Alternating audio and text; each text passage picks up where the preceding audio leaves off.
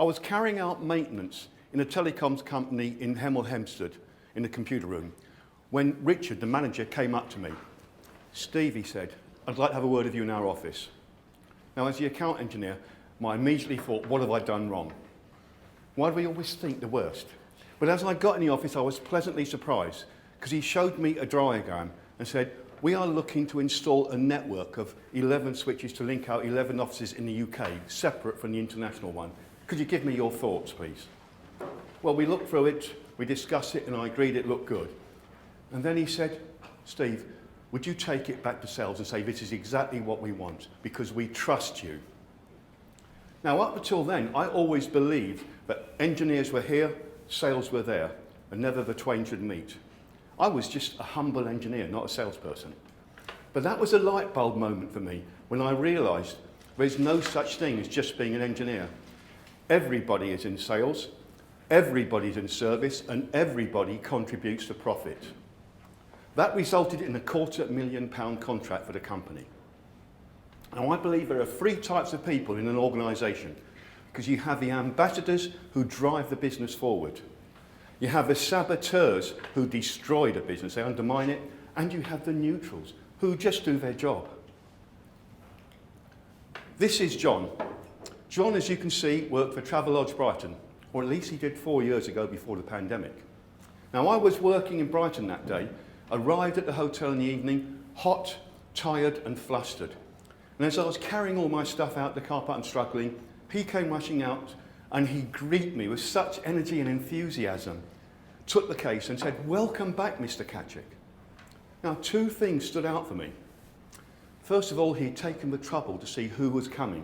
He knew who his employees were, who his guests were, and he worked out who I was. But secondly, I had never stayed in Travelodge Brighton before. I had stayed in other Travelodges. He had taken the trouble to look at the details of my history with Travelodge.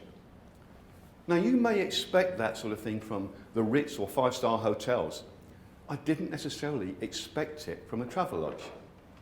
He went on to tell me the best places to go for a meal, whether it be a walk or a drive, what else was on. He was so enthusiastic. John was an ambassador. Now, ambassadors are enthusiastic. They are engaging and they are empathic. Ambassadors drive the business forward. They go the extra mile. They give the baker's dozen. Oh, looking round, actually, you're far too young to know what that means. The baker's dozen, when I used to be sent to the bakers to get 12 bread rolls and a good one would throw another one in. Ambassadors light up the room when they walk in. You just feel the energy go. Ambassadors focus on the customer. They are proud of their job and they love their work. And they act as though they're the business owner. Ambassadors give the best customer experience, which is memorable several years later. The majority of people in an organisation are just what I call the neutrals.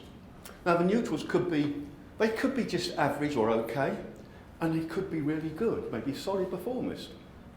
But good is the enemy of great, as Jim Collins says in his book, From Good to Great. Our customers expect good. They don't remember good 3 to 4 years later when renewals come up, when contracts expire, when products come to end of life. They do remember those exceptional experiences, those memorable experiences. Ideally, the memorable positive experiences of the ambassador, but they could be the memorable negative experiences of the saboteur. Customers vote with their feet. Back in the mid-80s, I was working for a company called Infotron Systems when we got took over by Gandalf Communications. Now, both companies were the same. They had an office, it was an American-owned company, and there were 8 offices in the UK, and nothing changed. Mainly a minor culture difference, but nothing actually changed. But one engineer did not like being taken over by Gandalf, and he let everybody know. Staff, engineers, customers. He would complain about the differences. He would moan about the good old days in Infotron and say how bad it was in Gandalf, even to customers. He really complained when they put the Gandalf badge on what he considered were Infotron equipments. He just did not let go and accept what was still the same basic company. He was a poison in the atmosphere, and we used to go out of our way to avoid him. It took a long time for the company to do something about him. You see, saboteurs are not interested in the company. They're not interested in the teams. They undermine the company. They're only interested in themselves, their opinions, their egos, and they try to drag everyone down to their level. This man was a saboteur that was destroying the whole place. Your job as a manager is to manage these saboteurs, to recognise them and either move them up to be neutrals, move them sideways, or move them out.